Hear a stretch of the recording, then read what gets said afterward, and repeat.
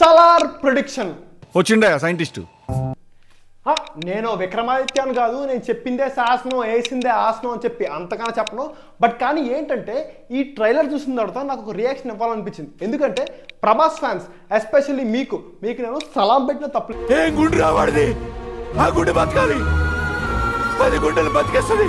ఎందుకంటే ఒకటా రెండా ముచ్చటగా 3 రాట్లు గివ్ గివ్ గివ్ అని దించుకున్నప్పటికీ కూడా మీరు ఎంత స్ట్రాంగ్గా ఎంత మోటివేటెడ్గా ఉన్నారంటే ఈ సార్ డెఫినెట్లీ హిట్ అవుతుందని చెప్పి మెంటల్గా ఫిక్స్ అయ్యారు. సో అందుకని చెప్పే ఈ ట్రైలర్ చూసిన తర్వాత నాకు రియాక్షన్ ఇవ్వాలని పర్సనల్గా అనిపించింది. అందుకని చెప్పే నేను ఈ వీడియో చేస్తున్నాను. సో ఈ వీడియోలో ఇన్ డెప్త్గా మాట్లాడుకునే ముందు మీరు కనుక మన ఛానల్ కొత్తగా వచ్చారంటే మాత్రం ఒక లైక్ షేర్ సబ్స్క్రైబ్ చేసేయండి. అండ్ అలాగే పక్కన ఉన్న బెల్ ఐకాన్ ప్రెస్ చేయడం అస్సలు మర్చిపోకండి. సలార్ ట్రైలర్, ఈ ట్రైలర్ చూసిన తర్వాత పర్సనల్గా అయితే మాకు అంతగా ఎక్కలేదు భయ్యా. బట్ అలా అని చెప్పి ఈ మూవీ ఫ్లాప్ అని కానీ వర్కౌట్ అని కానీ చెప్పం. కానీ డెఫినెట్గా ఈ ట్రైలర్ చూసిన తర్వాత ఇది ఒక యావరేజ్ మూవీ అవ్వచ్చు, లేకపోతే ఇండస్ట్రీ హిట్ అవ్వచ్చు. బట్ కానీ ప్రశాంత్ నీల్ని కానీ లేకపోతే ప్రభాస్ స్టార్డమ్ని కానీ కన్సిడర్ చేసుకుంటే ఇది ఒక యావరేజ్ ట్రైలర్ అనిపించింది. ఎందుకు అనుకుంటున్నాను ఈ వీడియో లాస్ట్లో మీకు అర్థమవుతుంది మొత్తం వీడియో చూసిన తర్వాత. బట్ ఈ ట్రైలర్ చూసిన తర్వాత నాకు ఒకటే అనిపించింది. అంటే ఎందుకంటే నేను ఈ మాట ఎందుకంటున్నాను యావరేజ్గా ఉంది అని అంటే, first of all KGF reference. ఈ ట్రైలర్ చూసినప్పుడు ఈ వరల్డ్ కొత్తగా అవ్వచ్చు, ఎంత సెటప్ అంతా కొత్తగా అవ్వచ్చు, కానీ బట్ ఎంతైనా కానీ ప్రీవియస్ ప్రశాంత్ నీల్ మూవీ ఆయన కేజీఎఫ్కి చాలా రెఫరెన్స్ దగ్గరలో ఉంది. అఫ్కోర్స్ ప్రశాంత్ నీల్ గారు చెప్పుండొచ్చు ఏమని, కేజీఎఫ్కి దీనికి సంబంధం లేదు అని చెప్పి. బట్ ఎంతైనా కానీ ఈ ట్రైలర్ కేజీఎఫ్కి చాలా సిమిలర్గా ఉంది. అంటే వరల్డ్ బిల్డింగ్ పరంగా, అంటే ఇది స్పెసిఫై చేస్తున్నాను నేను వరల్డ్ బిల్డింగ్ పరంగా అని చెప్పి. బట్ కానీ ఏంటంటే ఇందులో సలార్ క్యారెక్టర్ కానీ లేకపోతే పృథ్వీరాజ్కి సలార్కి ఉన్న రెఫరెన్స్ కానీ సిమిలర్గా ఉండకపోవచ్చు. బట్ ఉగ్ర మూవీకి రెఫరెన్స్గా ఉందని చెప్పి కన్నడ మూవీ వాళ్ళు చెప్తున్నారు. కానీ నేనైతే పర్సనల్గా ఉగ్ర మూవీ చూడలేదు భయ్యా, నాకైతే ఏమీ తెలీదు. బట్ కానీ ఒకటైతే చెప్తున్నాను, ఇదైతే నాకు అంత హై తీసుకురావాలా. అలా అని చెప్పి 2 minutes ప్రభాస్ కనిపించాడు కాబట్టి ఈ ట్రైలర్ నాకు అంత హై తీసుకురాలేదని చెప్పి నేను చెప్పట్లా. బట్ ఒకటే చెప్తున్నా, ఇందులో ఒక ప్లస్ పాయింట్ గురించి మాట్లాడుకుంటే పర్సనల్గా మనం ప్రశాంత్ నీల్ గారి వరల్డ్ బిల్డింగ్ గురించి మాట్లాడుకోవాలి. ఆ వరల్డ్ బిల్డింగ్ ఎలా ఉందంటే కాన్జార్ అనే ఒక వరల్డ్ని ప్రశాంత్ నీల్ గారు ఫస్ట్ 2 minutes ఆఫ్ ట్రైలర్లో బిల్డ్ చేశారు. అంటే జగపతి బాబు గారికి ఉన్న రిలేషన్ కావచ్చు, లేకపోతే పృథ్వీరాజ్ కుమార్ గారికి జగపతి బాబు ఉన్న రిలేషన్ కావచ్చు, అండ్ ఆయనకు ప్రాబ్లం వచ్చినప్పుడు ఆయన బెస్ట్ ఫ్రెండ్ అని చెప్పి దేవా అంటే మన ప్రభాస్ వచ్చినప్పుడు ఎంత హెల్ప్ చేస్తారో తెలియచ్చు. బట్ ఇవన్నీ ఏంటంటే బిల్డ్ చేసుకుని 2 minutes తీసుకున్నాడు, నేను కాదనట్లా. బట్ కానీ ఏంటంటే ట్రైలర్ చూసిన తర్వాత ప్రభాస్ ఫ్యాన్స్ అందరికీ హై ఒక పర్సనల్ ఒక 2-3 డైలాగులు ఉన్నాయి కాబట్టి దానివల్ల హై రావచ్చేమో, కానీ ట్రైలర్ అయితే కంప్లీట్గా హై తీసుకురాలేదు, అదైతే ఫ్యాక్ట్. బట్ కానీ ప్రభాస్ గారి స్క్రీన్ ప్రెజెన్స్ కానీ అవన్నీ కంపేర్ చేసుకుంటే ప్రీవియస్ 3 మూవీలు అంటే సాహో కావచ్చు, రాధేశ్యామ్ కావచ్చు, ఆదిపురుష్ కావచ్చు, వీటితో కంపేర్ చేసుకుంటే డెఫినెట్లీ ఆయన స్క్రీన్ ప్రెజెన్స్ మొత్తం నెక్స్ట్ లెవెల్ ఉంది. అండ్ అలాగే నీల్ గారి cinematography and screen play and ఆయన ఎస్పెషలీ ఆయన ఎడిటింగ్ కట్స్ ఇవైతే ప్రభాస్ని నెక్స్ట్ లెవెల్లో ఎలివేట్ చేస్తాయి అన్నలో డౌట్ లేదు.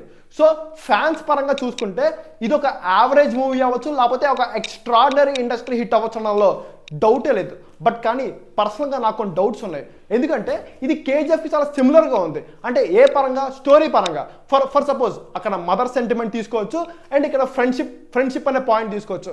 అండ్ ఇక్కడ ఫ్రెండ్షిప్ అనే పాయింట్ని తీసుకుంటే కన్నడలో ఉగ్ర మూవీ అంటే ప్రశాంత్ నీల్ గారి డెబ్యూ మూవీకి చాలా సిమిలర్గా ఉంది. ఏ రకంగా చూసుకున్నా కానీ ఇది ఒక ప్రశాంత్ నీల్ గారి ప్రీవియస్ మూవీ ఉగ్రం రీమేక్ అని చెప్పి కన్నడలో బాగా హైప్ తీసుకొస్తుంది. బట్ కానీ ఈ ట్రైలర్ చూసినప్పుడు ప్రభాస్ గారిని ఇంకొంచెం హైగా చూపించుంటే బాగుండు అని నాకు అనిపించింది. బట్ ఇది ఒక స్ట్రాటజీ కూడా అవ్వచ్చు, ఎందుకంటే ప్రశాంత్ నీల్ గారు ట్రైలర్ కట్స్ అనేది కూడా చాలా లో ఎక్స్పెక్టేషన్ తీసుకొస్తాయి. అంటే మనం ఎక్స్పెక్ట్ చేసిన దానికన్నా కూడా సినిమాలో అంత ఉండకపోవచ్చు అన్నట్టుగానే ఆయన దృష్టిలో పెట్టుకుని ట్రైలర్ని కట్ చేస్తున్నారు. సో డెఫినెట్లీ ఈ ట్రైలర్ని అలాగే కట్ చేశారు. అంటే సిమిలర్ టు కేజీఎఫ్ చాప్టర్ 1 చూసుకుంటే మీరు కంపేర్ చేసుకుంటే కేజీఎఫ్లో ఆ ట్రైలర్ కట్ అంత గొప్పగా ఉండదు. బట్ కానీ మూవీ మాత్రం నెక్స్ట్ లెవెల్ ఉంటుంది. సిమిలర్లీ సార్ కూడా కట్ చేసి ఉండొచ్చు. అండ్ ఇంకొక విషయం, ఇక్కడ ఫ్రెండ్షిప్ అనే బాండింగ్ తీసుకుంటే దుర్యోధనుడు కర్ణుడు, మనం మహాభారతం రెఫరెన్స్ తీసుకుంటే దుర్యోధనుడు అండ్ కర్ణుడు రెఫరెన్స్ తీసుకుంటే మనం డెఫినెట్లీ మనం ఇక్కడ పృథ్వీరాజ్ గారిని ప్రభాస్ గారిని ఆ బాండింగ్ చూసుకోవచ్చు. ప్రభాస్ గారిని మనం కర్ణుడిగా కన్సిడర్ చేసుకుంటే దుర్యోధనుడికి ప్రాబ్లం వచ్చినప్పుడు డెఫినెట్లీ కర్ణుడు వచ్చి హెల్ప్ చేస్తున్నాడు. సిమిలర్లీ ఆ రాజ్యంలో ప్రాబ్లం వచ్చినప్పుడు దేవా అనే వాడే హెల్ప్ చేస్తాడు అని చెప్పి పృథ్వీరాజ్ గారు డెఫినెట్లీ ఫిక్స్ అయ్యారు. సో అందుకని చెప్పి తీసుకొచ్చారు. సో ఎలివేషన్స్ పరంగా చూసుకున్నా ఏ రకంగా చూసుకున్నా కానీ ప్రభాస్ గారిని నెక్స్ట్ లెవెల్లో ఎలివేట్ చేస్తారు అనడంలో డౌట్ ఏ మాత్రం లేదు. అండ్ అలాగే కేజీఎఫ్కి సలార్కి లింక్ ఓవర్ ఉంది అనే విషయాన్ని ఒక సెకండ్ పక్కన పెడతాం. ఎందుకంటే ఒకవేళ లింక్ ఓవర్ ఉందనుకుందాం, అఫ్కోర్స్ ప్రశాంత్ నీల్ గారు చెప్పారు మనకి ఏమని, అరే ప్రశాంత్ నీల్ గారు కేజీఎఫ్కి సలార్కి క్రాస్ ఓవర్ లేదు, ఇదొక డిఫరెంట్ వరల్డ్ అని చెప్పి మనకు మెన్షన్ చేశారు. బట్ కానీ ఒకవేళ ట్విస్ట్ ఉందనుకుందాం, బట్ ఫర్ సపోజ్ కేజీఎఫ్కి సలార్కి లింక్ ఓవర్ ఉందనుకుంటే మాత్రం ఇది మనం థియేటర్లో చూసి ఎక్స్పీరియన్స్ చేయాలి. అంతేకాని దీని మీద మనకి ఓకే కేజీఎఫ్కి సలార్కి లింక్ ఓవర్ ఉంది అని చెప్పి స్పెషల్గా మనమే గోల్ చేయక్కర్లా. ఎందుకంటే it is not our point. Definitely ఇది ఒక సినిమాటిక్ ఎక్స్పీరియన్స్ అని చెప్పి మనం కన్సిడర్ చేయాలి. సో సినిమాలో మనం చూసినప్పుడు అరే ఒకవేళ క్రాస్ ఓవర్ ఉందంటే వా అని చెప్పి మనం థియేటర్లో ఫీల్ అవ్వాలి. కానీ అంతేకాని దీనికోసం మనం క్రాస్ ఓవర్లు చేసి స్క్రిప్ట్లు రాసుకుని ఓకే దీనికి లింక్ ఉంది అని చెప్పి మనం ఏం చేయక్కర్లా. We just have to enjoy the cinematic experience అని చెప్పి నా పర్సనల్ ఫీలింగ్. అండ్ చాలా మంది చెప్పుండొచ్చు బ్యాక్గ్రౌండ్ స్కోర్ అనేది అంత ఇంపాక్ట్ తీసుకురాలేదు అని చెప్పి, బట్ పర్సనల్లీ స్పీకింగ్ నాకు బ్యాక్గ్రౌండ్ స్కోర్ చాలా ఇంపాక్ట్ తీసుకొచ్చింది. ఎందుకంటే ప్రభాస్ గారి స్క్రీన్ ప్రెజెన్స్ ఒక నెక్స్ట్ లెవెల్ ఉంటుంది. దానికి ఆ బేసిక్ బ్యాక్గ్రౌండ్ స్కోర్ ఆ బేసిక్ బ్యాక్గ్రౌండ్ స్కోర్ అనేది నెక్స్ట్ లెవెల్ తీసుకొస్తుంది అన్నలో డౌటే లేదండి.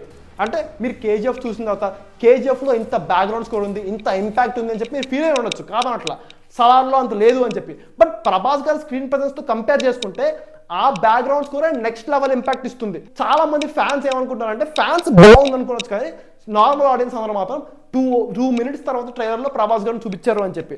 అండ్ ఇందులో ప్రశాంత్ నీల్ గారి గురించి నేను పర్సనల్గా చెప్పాలనుకుంటా. ఇప్పుడు ఫర్ సపోజ్ కంపేర్ చేసుకుందాం, అంటే నేను ఏమంటాను అంటే కంపారిజన్ అంటే పర్సనల్గా కాదు, కానీ ఇప్పుడు బోయపాటి గారి హీరోని ప్రశాంత్ నీల్ గారి హీరోని తీసుకుందాం అండి. ఇద్దరు మాస్ యాక్టర్సే, మాస్ పర్ఫార్మెన్స్ చేస్తారు. బట్ కానీ బోయపాటి గారి హీరో ఏంటంటే ఫస్ట్ షాట్ నుంచి కొడతారండి.